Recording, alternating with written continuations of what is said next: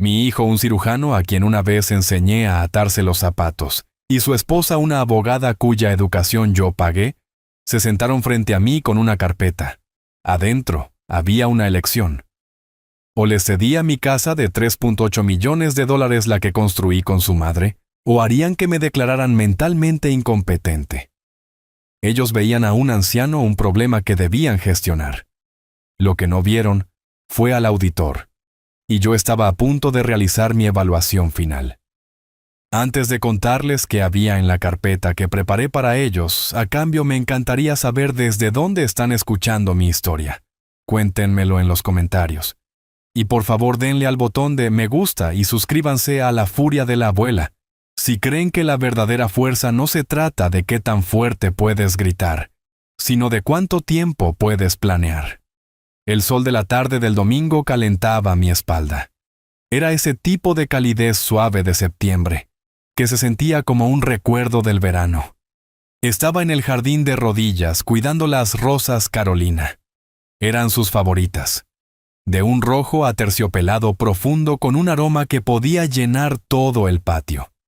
Cada flor era un testimonio de los 30 años que pasamos en esta casa removiendo la tierra, arrancando malas hierbas, construyendo una vida de la nada. La tierra se sentía fresca y honesta en mis manos. El mundo tenía sentido aquí afuera. Pero entonces escuché un sonido que no pertenecía a este lugar. El crujido de neumáticos costosos sobre mi camino de grava. Era un sonido de impaciencia, de imposición. No necesité levantar la vista para saber de quién era el auto.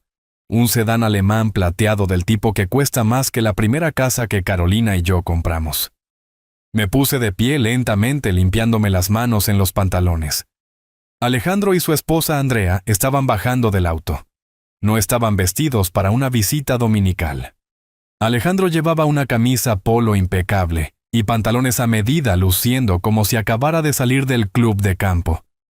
Andrea estaba en un traje sastre oscuro y afilado, con su maletín de cuero en la mano, como si viniera directamente de una negociación hostil. Ella siempre estaba vestida para la batalla, solo que nunca pensé que la batalla sería conmigo. Papá, dijo Alejandro. No fue un saludo, fue un anuncio. No había calidez en su voz, solo una evaluación clínica. No deberías estar haciendo ese tipo de trabajo. Podrías caerte. He estado cuidando este jardín durante 40 años, Alejandro. Creo que sé cómo mantenerme en pie, respondí con la voz plana. Andrea dio un paso adelante sus tacones, hundiéndose ligeramente en el césped suave. Ella inspeccionó la propiedad, sus ojos no veían las rosas trepadoras, ni el viejo roble, sino que calculaban los metros cuadrados y el valor de la propiedad. Roberto. Comenzó a usar mi primer nombre como siempre lo hacía, una sutil jugada de poder, para establecerse como una, igual no como una nuera. Necesitamos hablar sobre una reestructuración logística. Hemos estado revisando los números y el mantenimiento de una propiedad de este tamaño para una sola persona. Es fiscalmente irresponsable. Las palabras quedaron suspendidas en el aire entre nosotros, frías y afiladas. Fiscalmente irresponsable. Habían tomado el santuario que Carolina y yo habíamos construido y lo habían reducido a una línea en una hoja de cálculo. La casa está pagada, Andrea. Lo ha estado por 20 años. Dije caminando hacia el patio de piedra. No los invité a entrar. Alejandro me siguió colocando una mano sobre mi hombro. Su toque se sentía posesivo, como un médico examinando a un paciente sin su consentimiento. ¿Papá? No se trata solo del dinero. Hemos estado preocupados. Hemos notado cierta latencia cognitiva en nuestras llamadas recientes.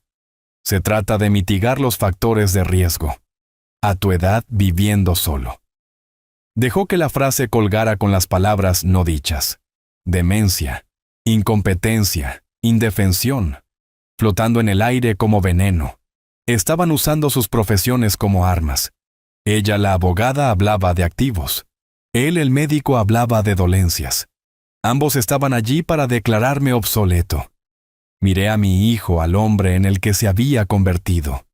Vi el fantasma del niño pequeño que solía ayudarme en este mismo jardín, con las manos cubiertas de barro riendo mientras intentaba atrapar un gusano. Ese niño se había ido.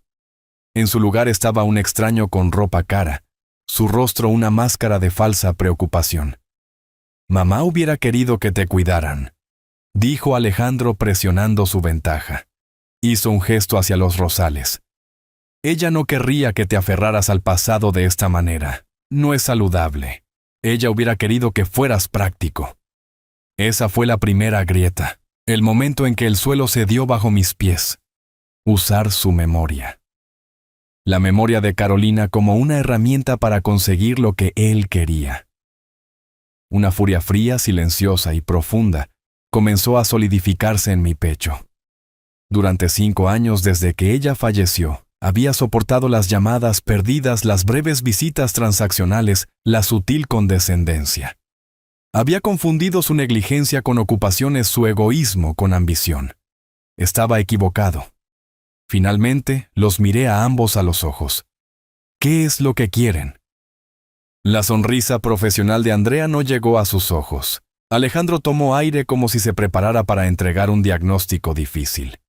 «Nos mudaremos mañana», papá dijo. «Ya hemos arreglado todo.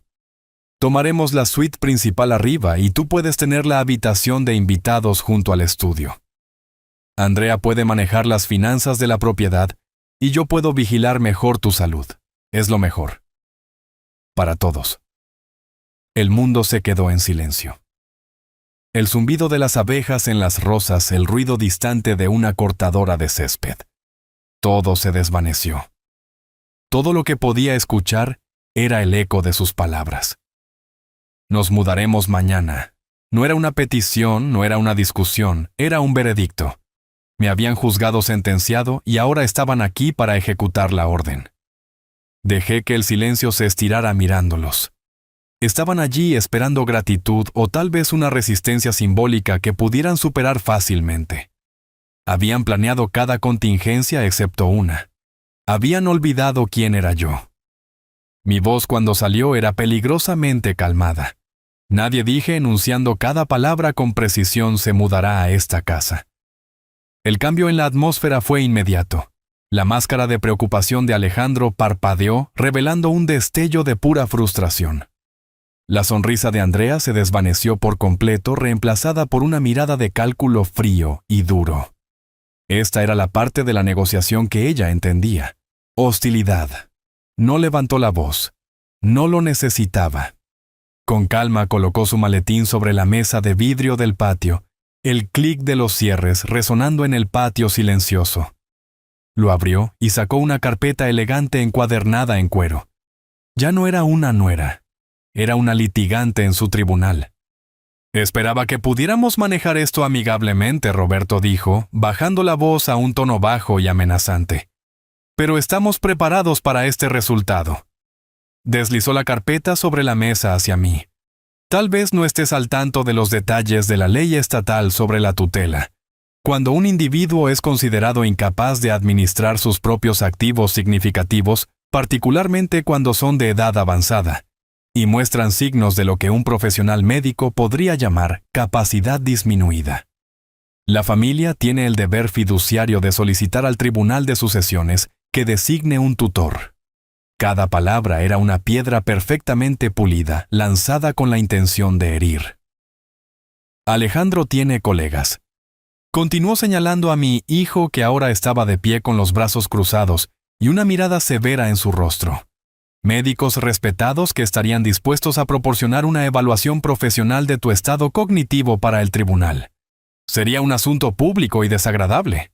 Tus finanzas, tus registros médicos, todo se convertiría en parte del registro judicial. No queremos eso. Tú no quieres eso. Abrió la carpeta. Dentro había 2 documentos colocados uno al lado del otro. Esto, dijo tocando el primer papel, es una escritura de renuncia de propiedad. Tu firma nos agrega a Alejandro y a mí al título de esta casa como copropietarios. Es una solución simple y limpia que protege el activo principal de la familia. Luego su dedo se movió al espacio vacío junto a él. Y este espacio, dijo con su voz como hielo, Es donde evitas que tengamos que presentar las peticiones de tutela el lunes por la mañana. La elección es tuya. Cooperación voluntaria o intervención legal. De cualquier manera, el resultado es el mismo. Estaremos aquí para administrar las cosas. El ultimátum: firmar y entregar mi hogar, mi independencia, mi dignidad, o que me lo arrebataran en un tribunal donde mi propio hijo testificaría contra mi cordura. Lo habían planeado todo. La amenaza médica de él, la amenaza legal de ella. Un movimiento de pinza perfecto y despiadado diseñado para aplastar cualquier resistencia. Me miraron con sus rostros confiados, seguros de su victoria. Veían a un anciano frágil de 72 años, un jardinero, un viudo. Un problema por resolver. Dejé que el silencio colgara en el aire durante un minuto completo. Miré del rostro arrogante de Alejandro a los ojos depredadores de Andrea. Miré los papeles que estaban destinados a ser el fin de mi vida tal como la conocía. Y luego hice algo que nunca esperaron. Sonreí. No fue una sonrisa cálida. Fue la sonrisa tranquila y segura de un hombre que había pasado 40 años auditando las finanzas complejas de las empresas más grandes del mundo. Un hombre que sabía cómo encontrar la falla oculta en cualquier sistema. Me habían presentado lo que pensaban que era un circuito cerrado, una trampa perfecta. Pero habían cometido un error de cálculo fatal. Me habían mostrado toda su estrategia. Sus expresiones de confianza vacilaron, reemplazadas por un destello de confusión. Mi reacción no estaba en su guión. Muy bien, dije con voz uniforme y firme. Mi calma pareció inquietarlos más que cualquier estallido de ira. Reunámonos en la oficina de mi abogado, José Sterling. El viernes a las 10 de la mañana. Podemos discutir los detalles entonces. Me quedé allí en el patio durante mucho tiempo después de que el sedán plateado desapareciera por el camino de entrada. El silencio que dejó atrás era más fuerte que el rugido del motor. El aire que olía a rosas y tierra húmeda. Hacía solo una hora ahora se sentía delgado y estéril. Miré la mesa de vidrio donde había descansado la carpeta de Andrea. Un fantasma de una amenaza todavía impreso en la superficie pulida. Habían entrado en mi casa, el hogar que construí con Carolina, y trataron de convertirlo en una jaula. Habían usado mi amor como una debilidad y mi edad como un arma. Entré de nuevo a la casa sintiéndola desconcertantemente vasta y vacía. Cada objeto familiar parecía observarme. El reloj del abuelo en el pasillo, un regalo de bodas de los padres de Carolina, marcaba cada segundo un latido constante y medido en la nueva y fría realidad. Pasé por la sala y vi la fotografía en la repisa de la chimenea. Era de Carolina y yo, tomada el día que terminamos de construir la terraza con nuestros rostros sonrojados por el sol y el orgullo. Detrás de nosotros, un Alejandro mucho más joven, tal vez de 10 años, sonreía con una mancha de tierra en la mejilla. Por un momento, una ola de pura pena me invadió tan poderosa que casi dobló mis rodillas. No era solo pena por mi esposa, era pena por el hijo que pensé que tenía, la familia que pensé que éramos. Pero la pena es un lujo. Es una manta cálida para una noche fría. Lo que sentía ahora era diferente.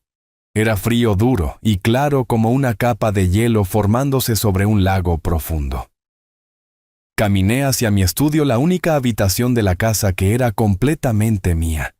Estaba revestida de madera de cerezo oscuro, llena de libros de historia y finanzas.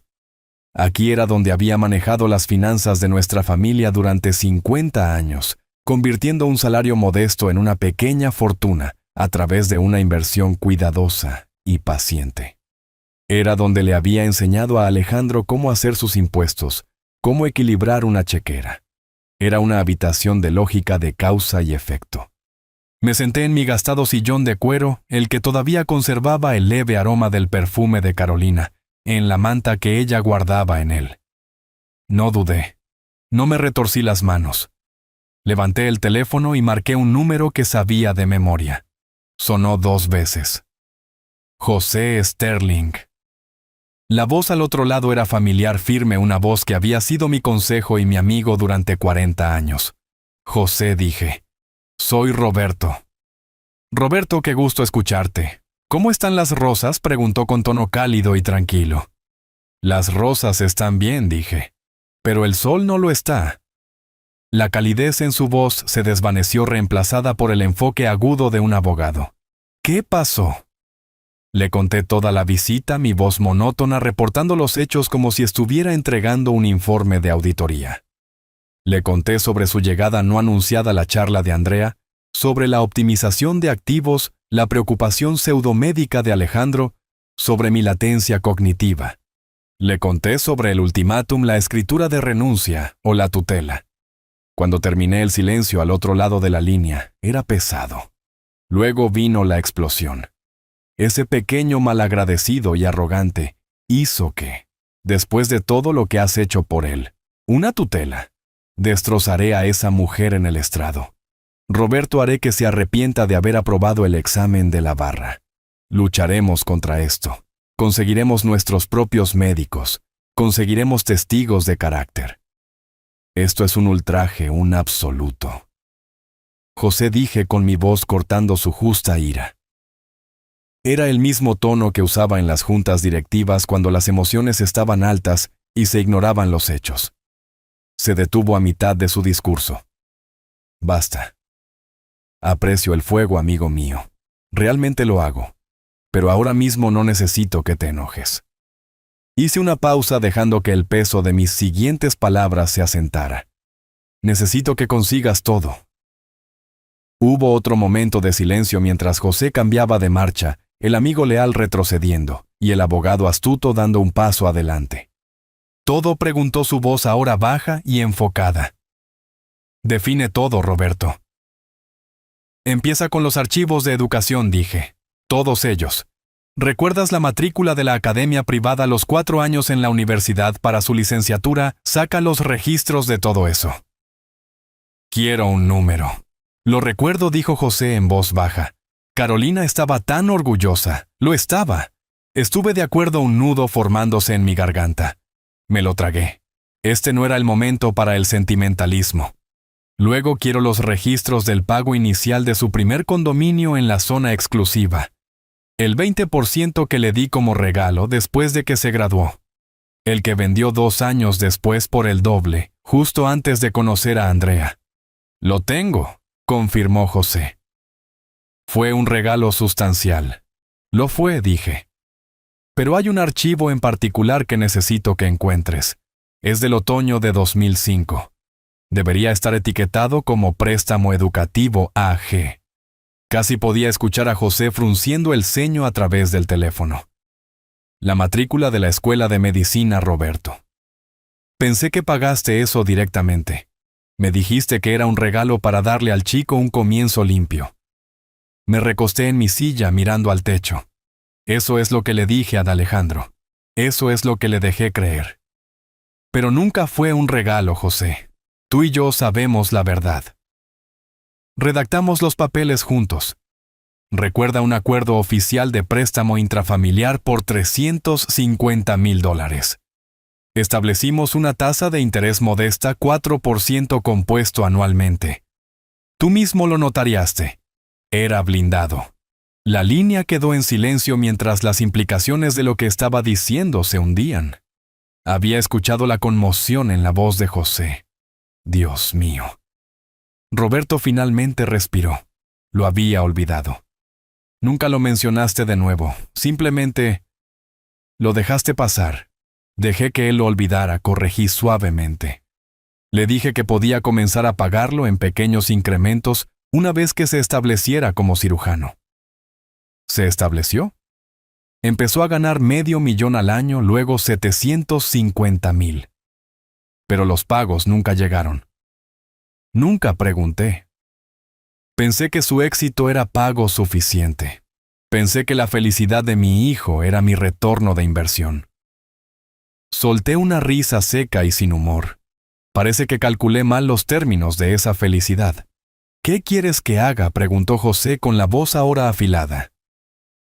Quiero que ejecutes los números, dije bajando la voz a casi un susurro. Calcula el capital total y los intereses acumulados de ese préstamo durante los últimos 20 años. Quiero un número preciso legalmente indefendible hasta el último centavo.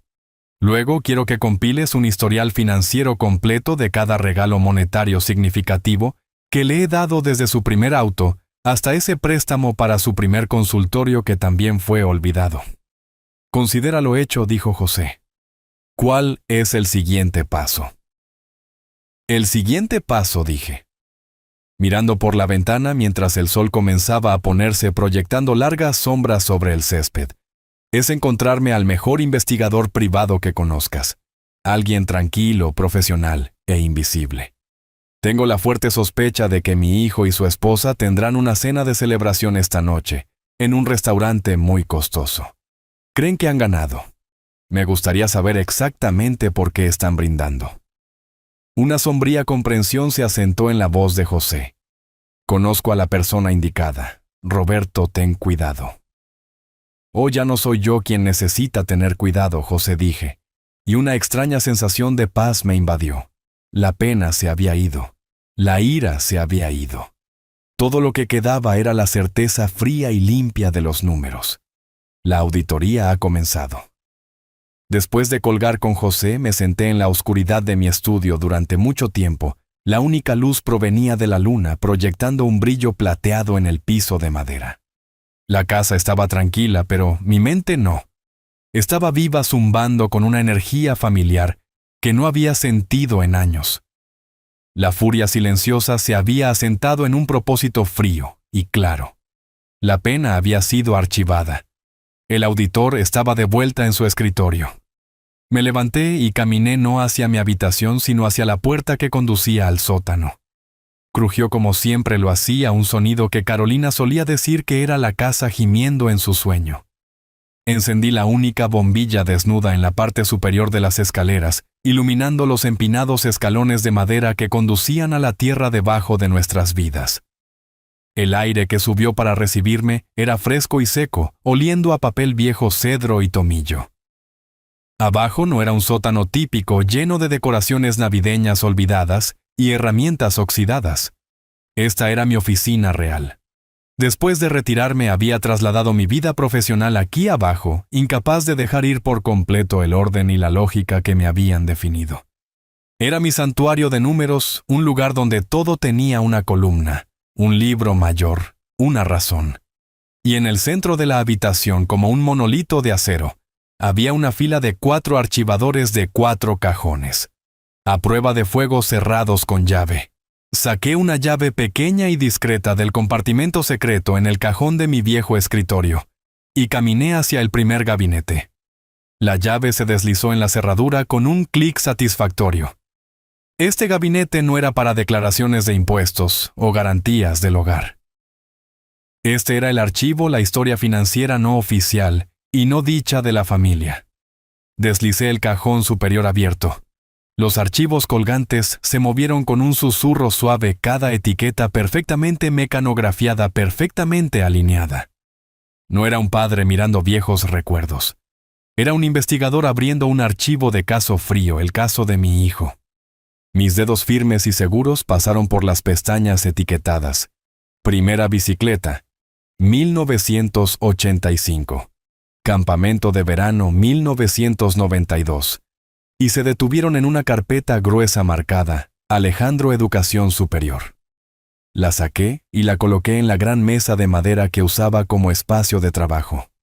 Bajo el resplandor duro de la luz del techo, la abrí.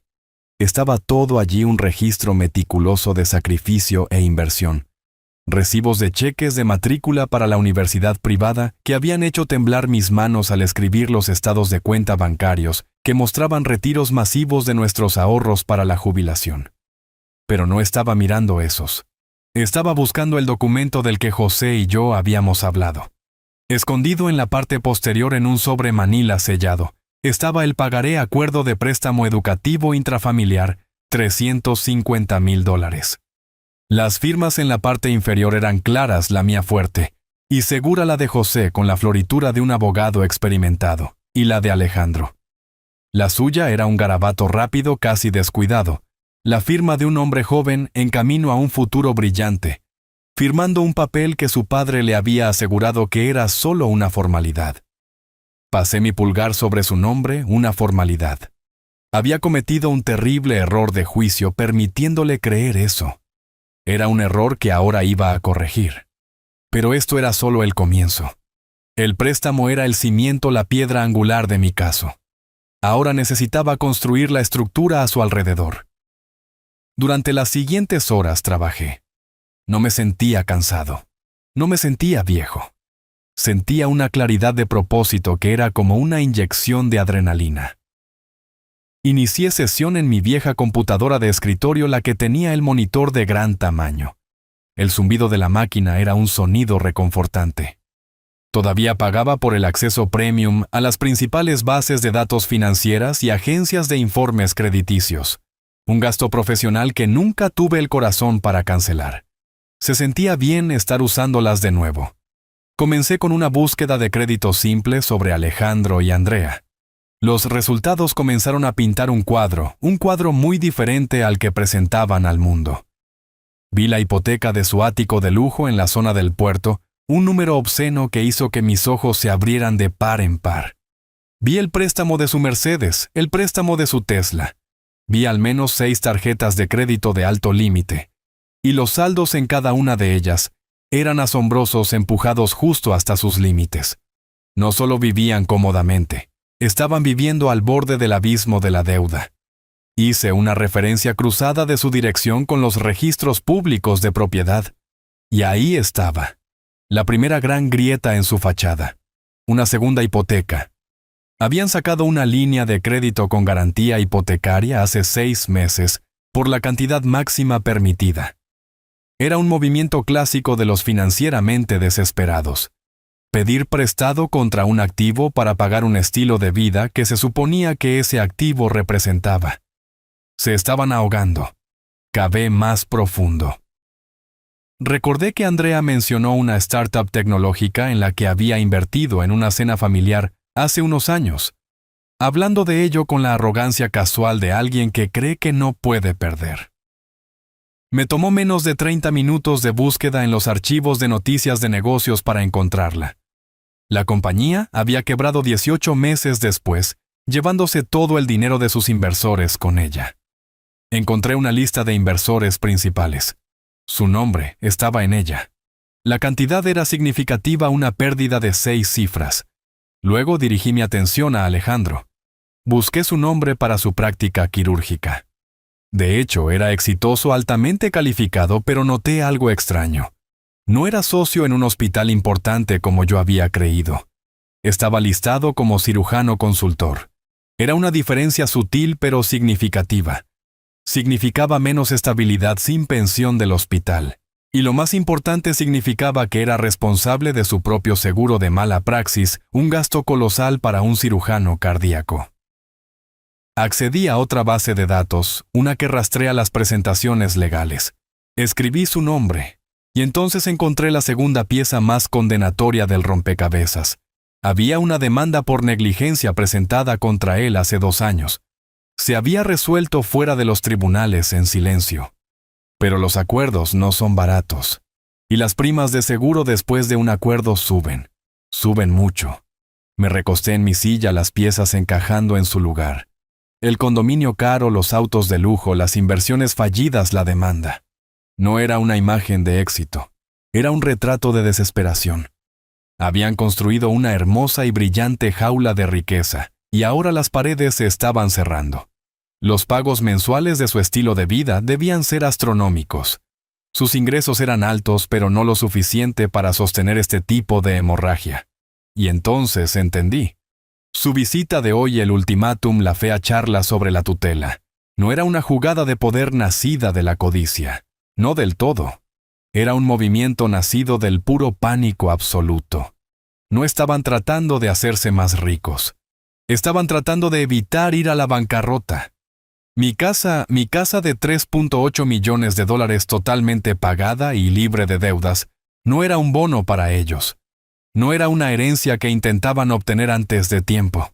Era su único bote salvavidas. y estaban dispuestos a ahogarme para llegar a él. Imprimí cada documento, los informes de crédito, los registros de la hipoteca, los artículos sobre la startup fallida, la presentación judicial de la demanda por mala praxis. Los apilé ordenadamente sobre la mesa. Ya no era una colección de papeles, era un arma precisa, innegable y objetiva. Ya no era solo un padre traicionado, era un auditor que acababa de descubrir un fraude masivo y multifacético. Y los perpetradores eran mi propio hijo y su esposa. Recogí la pila de papeles. Se sentían pesados en mis manos, pesados con el peso de 20 años de mentiras y expectativas, de un amor que se había torcido en un instrumento financiero. Subí las escaleras dejando la luz encendida en el sótano. Ya no necesitaba la oscuridad. Todo estaba ahora perfecta y terriblemente claro. La tormenta ya no se estaba reuniendo. Estaba aquí, y yo era su centro tranquilo y calculador. Los 5 días previos a la reunión del viernes fueron los más largos de mi vida. Me moví por mi casa como un fantasma el tic-tac del reloj del abuelo, contando los segundos para una confrontación que había pasado toda mi vida evitando. Por fuera estaba tranquilo siguiendo mis rutinas diarias. Regué las rosas de Carolina. Leí el periódico de la mañana. Pero por dentro el auditor estaba trabajando horas extra cruzando referencias de cada hecho, anticipando cada movimiento, y preparando el informe final e inalterable. José y yo hablábamos todas las noches nuestras conversaciones breves y codificadas como dos generales planeando una campaña en la víspera de la batalla. Las piezas se estaban moviendo. Las trampas se estaban colocando. Cuando llegó el viernes por la mañana, elegí mi ropa con cuidado. No usé un traje elegante. Me puse un par de pantalones cómodos y un suéter de cachemira ligeramente descolorido, uno de los favoritos de Carolina. Quería parecer suave. Quería parecer cansado. Quería parecer un hombre que estaba listo para rendirse. José me recogió y condujimos a su oficina en un silencio que estaba cargado de estrategia no dicha. La firma de abogados de José Sterling era lo opuesto a todo lo que Alejandro y Andrea representaban. Estaba en el segundo piso de un edificio histórico de ladrillo, en el centro con pisos que crujían y ventanas que daban a un dosel de viejos robles. El aire olía a cuero desgastado, libros viejos y café recién hecho. Era un lugar de fuerza tranquila y duradera, no de poder llamativo y transitorio. Estábamos sentados en su sala de conferencias, una gran mesa de caoba entre nosotros cuando llegaron. Llegaron 5 minutos antes, una jugada de poder. Entraron a la habitación no como familia, sino como un equipo de adquisición hostil. Andrea estaba vestida con un traje gris carbón afilado como una navaja, su cabello recogido en un moño severo. Alejandro llevaba un traje oscuro e impecablemente hecho, a medida que probablemente costaba más que mi primer auto. Sus manos de cirujano entrelazadas con confianza frente a él, irradiaban un aura de certeza depredadora absoluta. Me hundí en mi silla haciéndome parecer más pequeño. José tenía sus archivos frente a él, pero estaban deliberadamente desordenados, una pila de papeles que parecía más una defensa desesperada que un ataque planeado. Andrea no esperó a que José comenzara. Se sentó, colocó su impecable maletín de cuero sobre la mesa y tomó el control. Gracias por reunirse con nosotros, José. Roberto, apreciamos que seas razonable con esto. Nuestro objetivo aquí es simplemente hacer que esta transición sea lo más suave e indolora posible para todos los involucrados. Su voz era suave, pulida, la voz de una abogada que había aplastado a oponentes más grandes que un contador jubilado, y su amigo abogado de pueblo. Deslizó una carpeta nueva aún más gruesa sobre la mesa. Me he tomado la libertad de redactar todos los documentos necesarios. Es una escritura de renuncia estándar junto con un poder notarial duradero para asuntos financieros. Es todo estándar realmente. Simplemente formaliza la estructura de apoyo que Alejandro y yo proporcionaremos para Roberto en el futuro. Alejandro se inclinó hacia adelante, superponiendo su falsa sinceridad sobre el ataque legal de ella. Lo que Andrea está tratando de decir, papá, es que estamos haciendo esto porque te amamos. Nos quedamos despiertos por la noche pensando en ti en esa casa grande completamente solo. ¿Qué pasa si te caes por las escaleras? ¿Qué pasa si tienes una emergencia médica? Esto no se trata de la casa, se trata de tu seguridad. Se trata de nuestra tranquilidad. José se ajustó las gafas, suspirando como si el peso del mundo estuviera sobre sus hombros. Recogió uno de los documentos de Andrea y lo miró con los ojos entrecerrados. Mi cliente es perfectamente capaz de administrar sus propios asuntos, Andrea. Esta casa es su residencia principal mantenida a su nombre por más de 40 años. Le estás pidiendo que altere irrevocablemente el título para entregar una parte significativa de su autonomía. Dejó que su voz se apagara interpretando perfectamente el papel de un abogado de campo superado. La sonrisa de Andrea fue despectiva. Se trata de proteger el activo para toda la familia, José. Seguramente puedes entender el concepto de preservación del legado. Simplemente estamos asegurando que el legado de Roberto se gestione de manera responsable. Ella me miró. Te estamos protegiendo de ti mismo, papá. Me quedé en silencio durante mucho tiempo como habíamos ensayado. Miré por la ventana a los robles que se mecían como si no pudiera soportar mirarlos.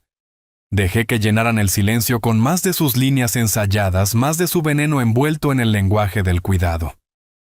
Hablaban de mí como si no estuviera allí discutiendo qué habitaciones redecorarían primero el nuevo sistema de seguridad que instalarían. Su arrogancia era algo tangible, una tercera presencia en la habitación. Creían que ya habían ganado. Solo estaban negociando los términos de la rendición. Finalmente, José se volvió hacia mí, su rostro una máscara de derrota cansada. Roberto dijo suavemente: ¿Cuáles son tus pensamientos sobre esto? Tomé una respiración larga y temblorosa. Miré mis manos entrelazadas sobre la mesa. Luego miré directamente a Alejandro.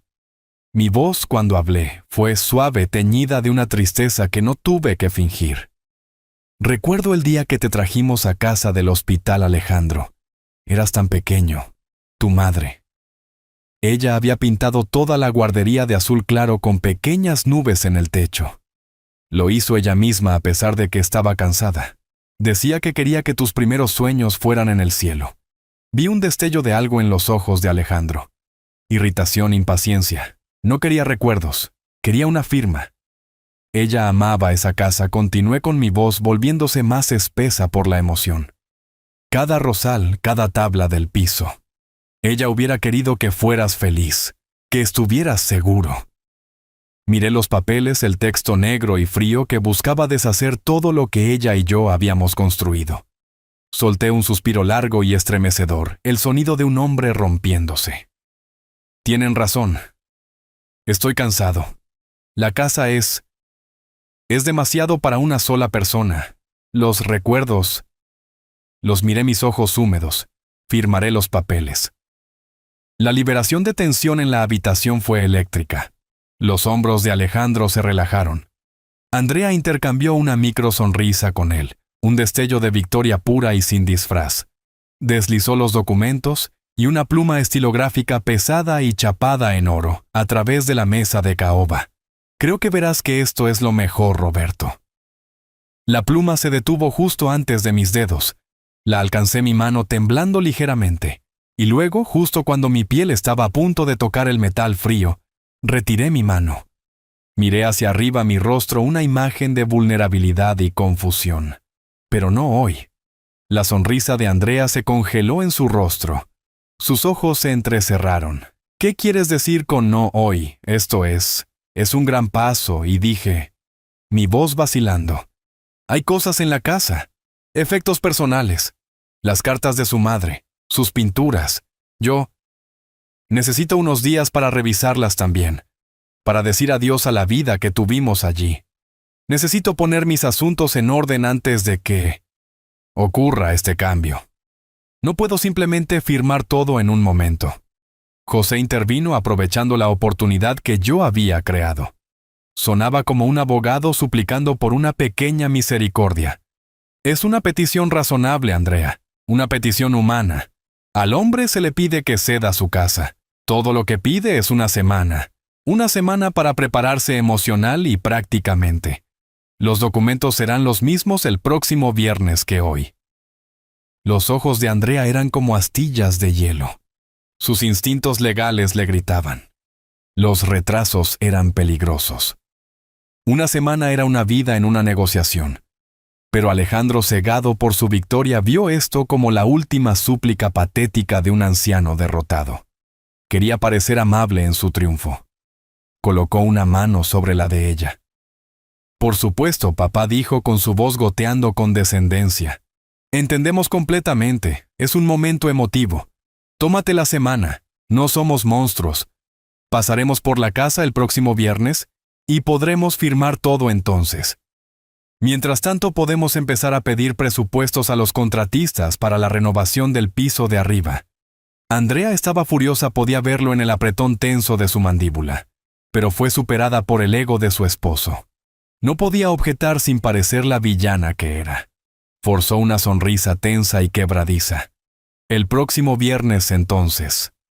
Se pusieron de pie, recogieron sus cosas y salieron de la oficina con los pasos confiados de los conquistadores. La pesada puerta de roble se cerró detrás de ellos, dejándonos a José y a mí solos en la habitación silenciosa. No hablamos durante un minuto completo. Observé las motas de polvo bailar en el rayo de luz solar que entraba por la ventana. Luego, lentamente, me senté derecho en mi silla. La caída de mis hombros desapareció. El cansancio en mis ojos se evaporó, reemplazado por un brillo enfocado y duro como el diamante. José tomó la pila desordenada de papeles frente a él, y con un movimiento suave los cuadró en una pila perfectamente ordenada. Me miró con una sonrisa lenta, extendiéndose por su rostro. ¿Mordieron el anzuelo?, preguntó. Recogí la pesada pluma de oro que habían dejado sobre la mesa, sintiendo su peso en mi mano. Cayeron redonditos, dije. Esa misma noche la ciudad brillaba con la luz fría y dura de 1.000.000 de ambiciones. Mientras yo estaba en mi sótano tranquilo, desenterrando la verdad del pasado, mi hijo y su esposa estaban en el centro celebrando su versión del futuro. No sabían que estaban siendo observados. No sabían que cada palabra que decían estaba siendo capturada, cada risa triunfante grabada para la posteridad. José había sido eficiente. El investigador privado que contrató era un hombre llamado Peterson, un ex detective con talento para mezclarse con el fondo. Peterson estaba sentado en la barra de un asador ridículamente caro, un lugar con madera oscura, iluminación tenue, y camareros que se movían como fantasmas. Bebía un vaso de agua con gas y miraba su teléfono, un retrato perfecto de un hombre de negocios aburrido, esperando a un cliente. Pero el teléfono no estaba inactivo. Su micrófono apuntaba a una cabina de esquina a 2 mesas de distancia, donde Alejandro y Andrea levantaban sus copas. La primera parte de la grabación que Peterson me envió más tarde esa noche era solo el tintineo del cristal, luego la voz de Andrea aguda y clara. Por una transición suave, dijo las palabras entrelazadas con victoria. «Por finalmente obtener lo que merecemos», respondió Alejandro con su voz llena de satisfacción engreída. Bebieron. Peterson notó que era una botella de champán de $90. «¿Tengo que admitir?», dijo Alejandro con una risa baja en su voz. «El viejo casi me convence con esa actuación de hoy. Toda esa tontería sobre mamá y pintar la guardería. Pensé por un segundo que realmente ibas a estallar en lágrimas. Realmente se está ablandando en su vejez». Andrea hizo un sonido despectivo. Su emocionalismo era una variable predecible, Alejandro. Una fácil de manipular. Es lo que te dije todo el tiempo. Enmárcalo como una cuestión de su propia seguridad, apela a su sentimentalismo y se doblará. Es de una generación que ve el compromiso como una virtud. Ciertamente se comprometió hoy, rió Alejandro. Una semana entera. Necesita una semana entera para decir adiós a unas viejas cartas. Sacudió la cabeza con incredulidad. Es patético. Déjalo tener su semana, dijo Andrea a su tono, cambiando de celebración a todo negocios. No cambia la línea de tiempo.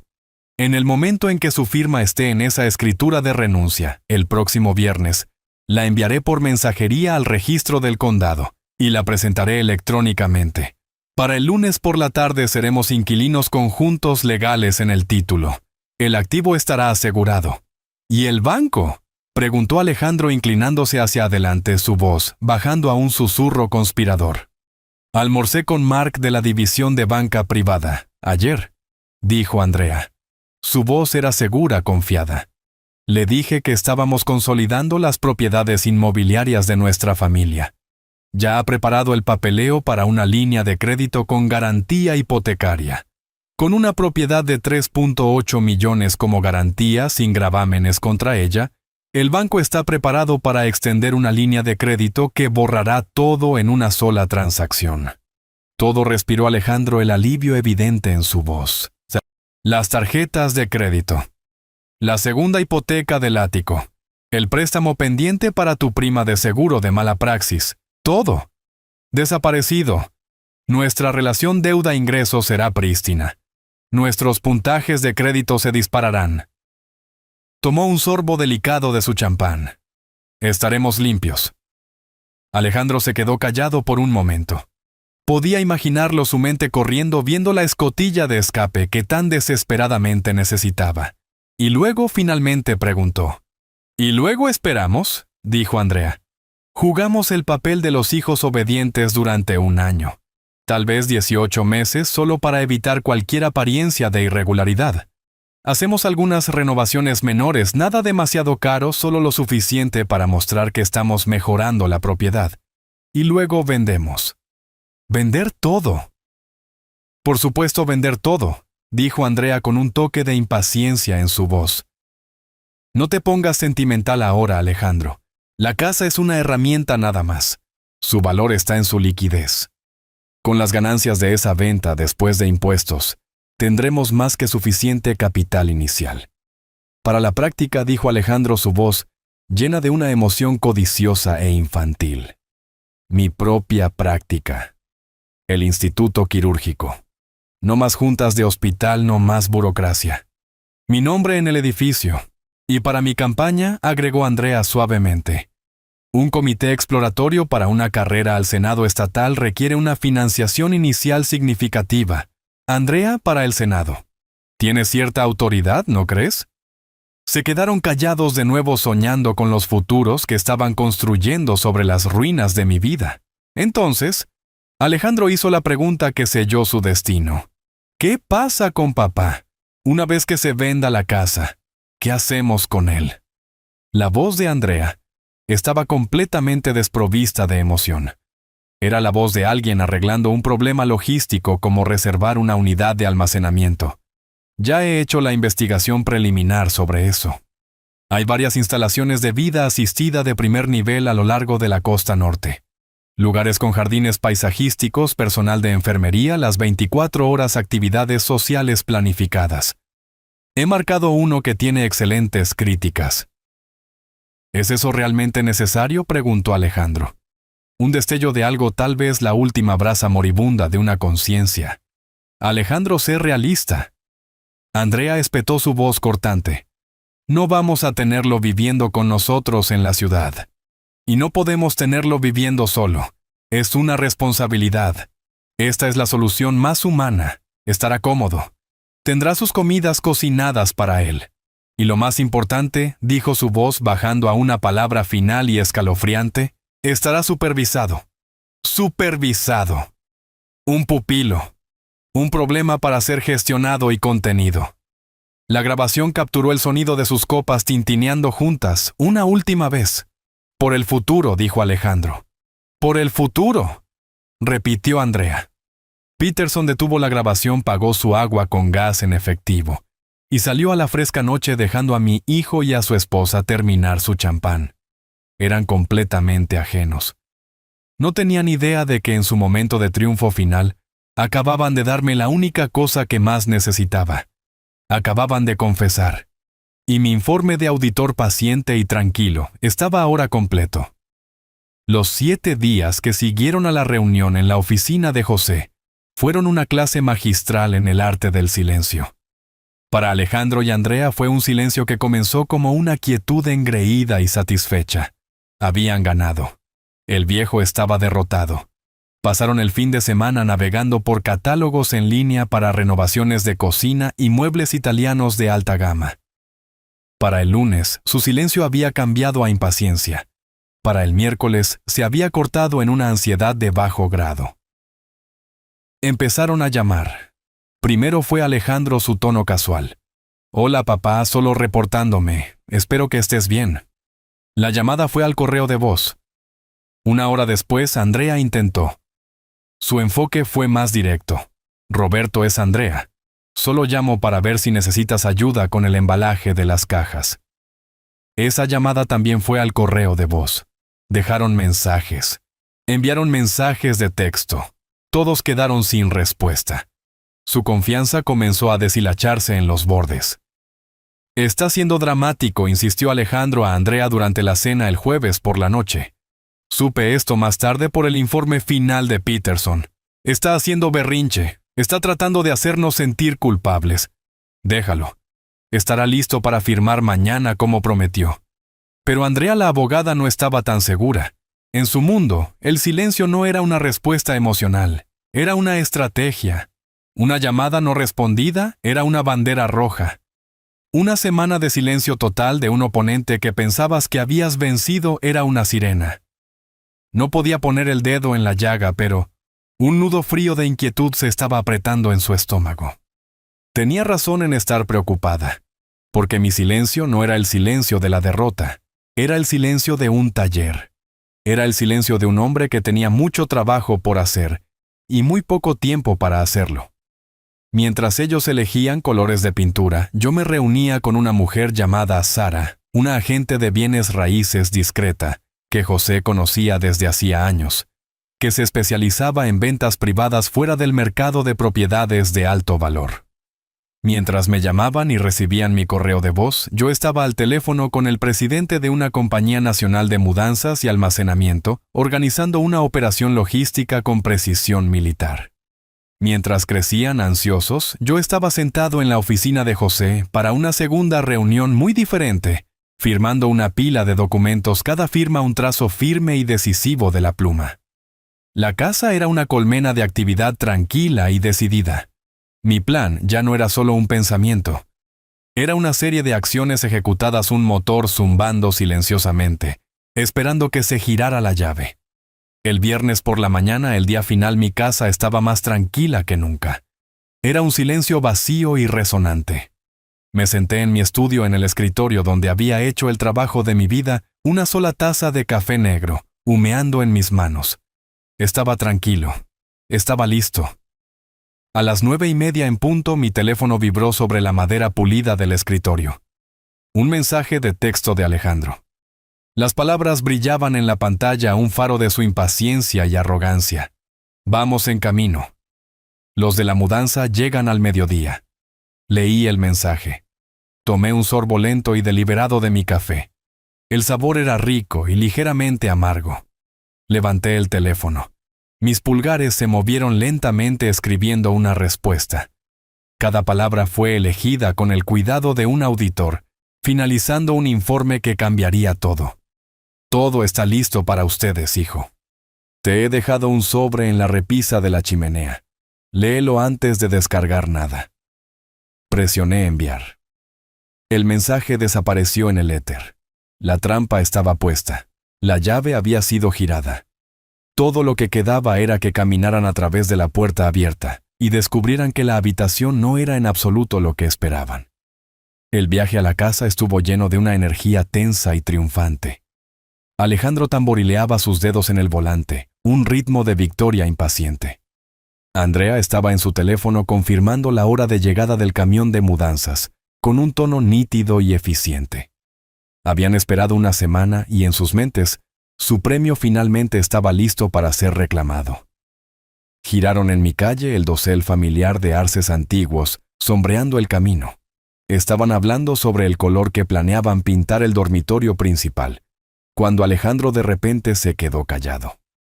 Su pie golpeó el freno. El costoso sedán se detuvo bruscamente en medio de la carretera. Andrea levantó la vista de su teléfono con una expresión molesta en su rostro. «¿Qué pasa, Alejandro?» Y entonces ella lo vio. Plantado firmemente en el centro de mi césped delantero, perfectamente cuidado, había un letrero. No era una cosa barata y endeble. Era un hermoso letrero de madera oscura de una firma de bienes raíces de alta gama, del tipo que trataba con propiedades tranquilas y multimillonarias. Y en ese letrero, en letras rojas y audaces como la sangre, había una sola palabra imposible: vendido. Por un momento solo miraron fijamente. La palabra no se computaba. Era un fallo en su realidad, un dato que no encajaba en su plan cuidadosamente construido. ¿Qué es eso?, susurró Alejandro, su voz apenas audible. Eso no es posible. Andrea fue la primera en reaccionar. La abogada en ella se hizo cargo buscando una explicación lógica. Es un error, dijo con la voz tensa. O es un farol. Algún último intento patético de asustarnos. Está tratando de jugar juegos. Abrió la puerta de su auto, sus movimientos rígidos, con una repentina ira fría. Vamos. Nos apegamos al plan. Caminaron por el sendero de piedra, sus pasos confiados de la semana anterior desaparecieron reemplazados por una sensación de temor urgente. La casa se veía igual. Las rosas todavía estaban en flor, pero el letrero en el césped proyectaba una sombra oscura sobre todo. Alejandro buscó su llave con torpeza, su mano temblando ligeramente. Finalmente, la metió en la cerradura, la giró y empujó la pesada puerta de roble para abrirla. El eco de la puerta abriéndose fue lo primero que los golpeó. Sus pasos en el piso de mármol del vestíbulo, generalmente amortiguados por una gruesa alfombra persa, ahora hacían clic y resonaban a través de un vasto espacio cavernoso. Se detuvieron en seco, sus ojos abiertos con incredulidad. La casa estaba vacía, completamente, absolutamente vacía. La alfombra se había ido. El reloj del abuelo se había ido. Los retratos en la pared. La mesa de consola antigua, el candelabro de cristal, todo se había desvanecido. El aire no olía a cera de limón y madera vieja, sino a solución de limpieza industrial y pintura fresca. El aroma anónimo de una propiedad que ha sido neutralizada, despojada de toda personalidad, toda vida. Caminaron lentamente hacia la sala de estar. La luz del sol entraba a través de las enormes ventanas desnudas, iluminando un espacio que ya no era un hogar, sino una cáscara arquitectónica hueca. Las marcas de desgaste donde había estado el sofá, el leve contorno en la pared, donde solía colgar la pintura favorita de Carolina. Era la escena del crimen de una vida que había sido borrada. Y entonces lo vieron. En el centro de la vasta y vacía habitación, sentada sola en la fría repisa de mármol, sobre la chimenea, había un solo objeto, un grueso sobre manila marrón. Mi letra estaba en el frente, clara y firme. Alejandro y Andrea. Se acercaron a él como si fuera una bomba. Andrea, con el rostro como una máscara pálida de furia y confusión, lo arrebató de la repisa. Sus manos temblaban mientras rasgaba la solapa para abrirla. Alejandro se agolpó detrás de ella, mirando por encima de su hombro. El primer documento que sacó fue un fajo de papeles gruesos y de aspecto oficial. En la parte superior, en letras negritas, estaban las palabras: Acuerdo de compra y venta de bienes raíces. Los ojos de Andrea, entrenados para escanear documentos legales en segundos, volaron por la página. Vio la dirección de la propiedad. Vio el precio de venta, $3.800.000. Vio los términos, todo en efectivo sin contingencias. Vio la fecha de cierre el día anterior. Y vio al comprador, una compañía fiduciaria anónima de la que nunca había oído hablar. Un sonido ahogado y estrangulado escapó de su garganta. Es real. Susurró con los papeles temblando en su mano. La vendió. Realmente la vendió. Alejandro le arrebató el contrato con el rostro ceniciento.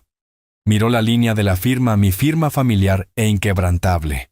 La casa se había ido. Su bote salvavidas, su premio, su futuro. Se había desvanecido en el aire. Pero había más en el sobre. Debajo del contrato de venta había otro documento. Este era diferente. Era un aviso legal formal de la firma de abogados de José Sterling. Los ojos de Alejandro escanearon las primeras líneas con una mirada de total confusión en su rostro. ¿Qué es esto, préstamo educativo?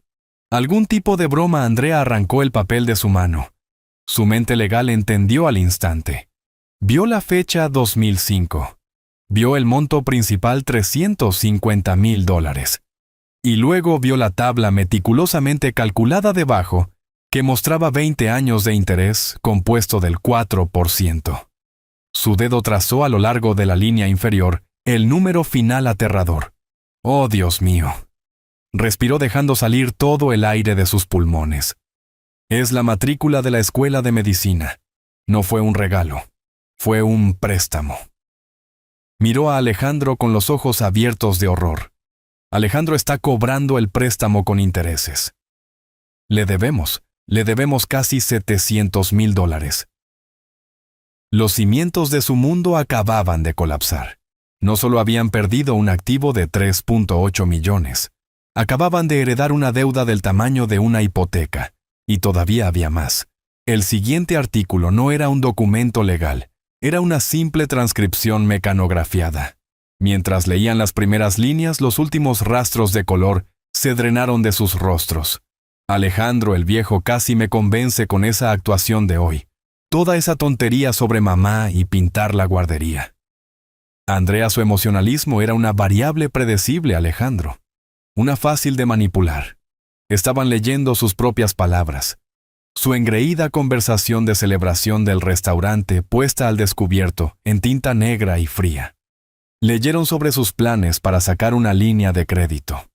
Leyeron sobre vender la casa en 18 meses. Leyeron sobre la nueva práctica de Alejandro y la carrera de Andrea al Senado estatal.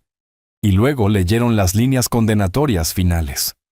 Alejandro, ¿qué pasa con papá una vez que se venda la casa? ¿Qué hacemos con él? Andrea, ya he investigado algunas de las instalaciones de vida asistida de primer nivel. Estará cómodo. Y lo más importante, estará supervisado. La vergüenza caliente y absoluta los invadió. Se miraron el uno al otro, pero ya no eran marido y mujer. Eran dos coconspiradores, sus pensamientos más oscuros y secretos expuestos a la luz. Habían sido atrapados, total y completamente. Lo último en el sobre era una sola hoja pequeña de papel de notas. Era mi papelería personal del tipo con mi inicial grabada en la parte superior. En ella había una nota corta escrita a mano. Alejandro y Andrea. Querían la casa. La vendí. Querían administrar mis activos. Los he protegido. Este no es un acto de ira. Esta es una auditoría final. Buena suerte con sus deudas. Roberto. Eso fue todo.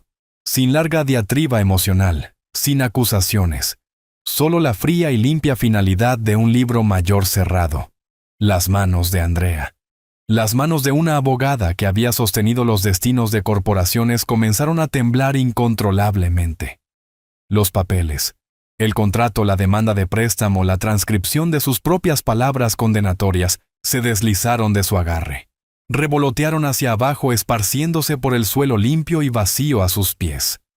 Miró el desorden en el que su mundo perfecto y controlado se había hecho añicos en 1000 pedazos.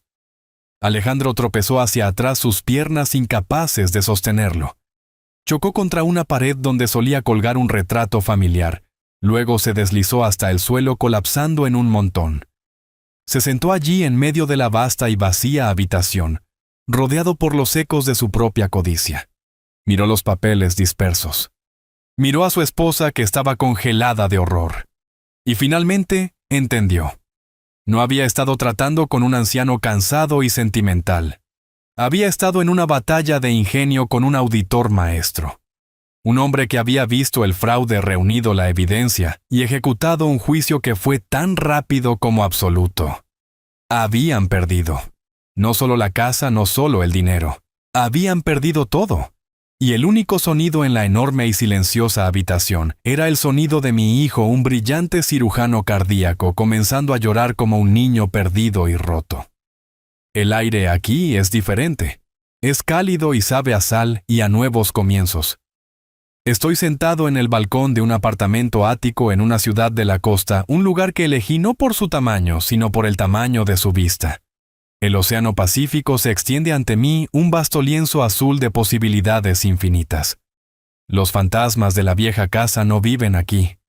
El silencio aquí no es una ausencia, es una presencia. Es paz. Mi computadora portátil está abierta en la pequeña mesa frente a mí. En la pantalla está el rostro de José Sterling, sonriendo en su oficina familiar con sus pisos crujientes y robles de fondo. Ya no hablamos de demandas o ultimátums. Estamos hablando del futuro. El papeleo final está listo. Roberto dice sosteniendo un documento. El fondo de becas Carolina está oficialmente dotado. $3 millones. Es una de las donaciones individuales más grandes que la universidad haya recibido jamás. Miro su rostro en la pantalla, mi amigo más antiguo y verdadero. A ella le hubiera gustado eso, digo con mi voz firme. Ella siempre creyó en la educación no solo como una forma de conseguir un trabajo, sino como una forma de construir un alma. Va a ayudar a muchos jóvenes merecedores, dice José. Está designado específicamente para estudiantes de medicina y derecho, que demuestren necesidad financiera y un compromiso con el servicio público. Asiento mirando hacia el azul infinito del océano. Su madre digo en voz baja, y sé que José entiende a quién me refiero. Ella hubiera querido que su dinero se usara para crear médicos y abogados con corazón, no solo unos que solo conocen los números. Terminamos nuestro negocio y José se despide con un cálido adiós. Cierro la computadora portátil y la pantalla se oscurece. Estoy solo ahora, pero no me siento solo. La rabia se ha ido. La necesidad de victoria se ha ido. Han sido reemplazadas por una calma tranquila y asentada. No he destruido a mi hijo. Simplemente le he presentado la factura de sus propias elecciones. La auditoría está completa. Los libros están equilibrados. Sobre la mesa junto a mi computadora portátil hay un pequeño marco plateado. Sostiene mi foto favorita de Carolina. Ella se está riendo con la cabeza inclinada hacia atrás, el sol atrapando la luz en su cabello. Fue tomada en esta misma costa hace muchos años, en unas vacaciones donde soñamos con retirarnos algún día al calor. Levanto mi taza de té, miro su rostro sonriente y por primera vez en mucho, mucho tiempo le devuelvo la sonrisa. Una sonrisa real. Es la sonrisa de un hombre que es libre, un hombre cuya dignidad es suya de nuevo. El orden ha sido restaurado, el verdadero legado ha sido protegido. El juego ha terminado y he ganado. Esta historia es un poderoso recordatorio de que la verdadera fuerza a menudo no reside en la agresión, sino en la sabiduría tranquila y la planificación meticulosa. Nos enseña que subestimar a nuestros mayores, viéndolos como reliquias en lugar de recursos, es un grave error de cálculo. La codicia nos ciega ante el hecho de que una vida de experiencia es un arma formidable. La victoria de Roberto no nació de la ira, sino de la aplicación tranquila y precisa de sus habilidades. En última instancia, el cuento muestra que el mayor legado no es la riqueza que acumulamos, sino la dignidad que protegemos y el bien que creamos en el mundo.